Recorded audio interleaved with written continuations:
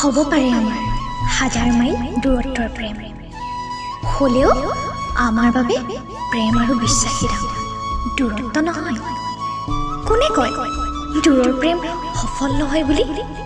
সেয়া আচলতে তেওঁলোকৰ মানসিকতাহে। নহ'ব পাৰে সদায় দেখা মৰম, কিন্তু সেই একে সময় হোৱাটছএপৰ ষ্টেটাছৰ যোগেদি প্ৰকাশ পায় আমাৰ ভালপোৱাৰ আৱেগ। ৰাতিপুৱা ফোন কলত মাতটো নুশুনিলে দিনটো আধৰুৱা যেন হৈ পৰে।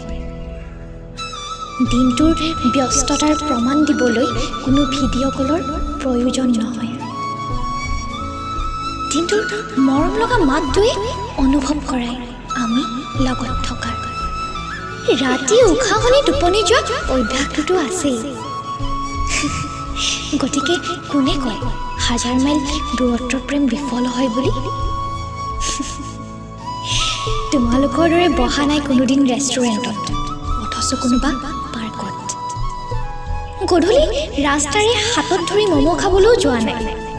তথাপিও আকৌ কৈছোঁ শুনা, মৰম কিন্তু সেই একে সমানেই।